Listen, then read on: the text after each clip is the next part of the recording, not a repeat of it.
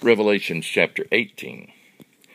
After all this, I saw another angel come down from heaven with great authority, and the earth grew bright with his splendor. He gave a mighty shout, "Babylon the great is fallen, is fallen. She has become a den of demons, a haunt of devils, and every kind of evil spirit. For all the nations have drunk the fatal wine of her intense immorality.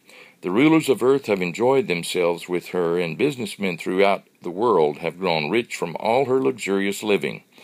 Then I heard another voice calling from heaven, "Come away from her, my people. Do not take part in her sins, or you will be punished with her. For her sins are piled as high as heaven, and God is ready to judge her for her crimes.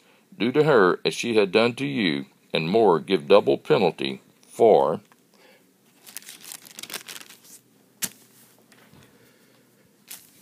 all her evil deeds. She brewed many a cup of woe for others. Give twice as much to her. She has lived in luxury and pleasure, and match it now with torments and with sorrows. She boasts, 'I am queen upon my throne. I am no helpless widow. I will not experience sorrow.' Therefore the sorrows of death and mourning and famine shall overtake her in a single day, and she shall be utterly consumed by fire, for mighty is the Lord God who judges her." And the world leaders who took part in her immoral acts and enjoyed her favors will mourn for her as they see the smoke rising from her charred remains. They will stand afar off, trembling with fear, and crying out, "Alas, Babylon, that mighty city! In one moment her judgment fell." The merchants of the earth will weep and mourn for her, for there is no one left to buy their goods. She was their biggest customer for gold and silver, precious stones, pearls, finest linens, purple silks, and scarlet, and every kind of perfumed wood, and ivory goods, and most expensive wooden carvings, and brass and iron and marble, and spices and perfumes and incense, ointment and frankincense, wine, olive oil, and fine flour, wheat, cattle, sheep, horses, chariots, and slaves, and even the souls of men. All the fancy things you loved so much are gone, they cry. The dainty luxuries and splendor that you prized so much will never be yours again. They are gone forever.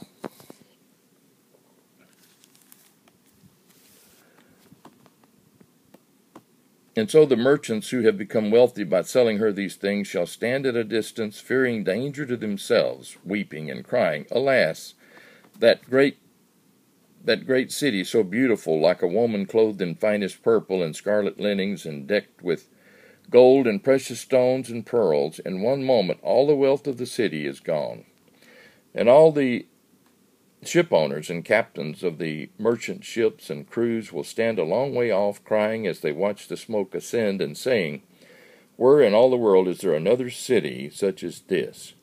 And they will throw dust on their heads in their sorrow, and say, "Alas, alas, for that great city! She made us all rich from her great wealth, and now in a single hour all is gone." But you, O heaven, rejoice over her fate, and you, O children of God, and the prophets and the apostles, for at last God has given judgment against her for you. Then a mighty angel picked up a boulder shaped like a millstone and threw it into the ocean, and shouted, "Babylon, that great city, shall be thrown away, as I have thrown away this stone, and she shall disappear forever. Never again will the sound of music be there. No more pianos, saxophones, and trumpets. No industry of any kind will ever again exist there, and there will be no more milling of the grain. Dark, dark will be her nights. Not even a lamp in a window will ever be seen again. No more joyous wedding bells and happy voices of the bridegrooms and the brides. Her businessmen were known around the world, and she deceived all nations with her sorceries. And she was responsible for the blood of all the martyred prophets and the saints." That ends chapter 18.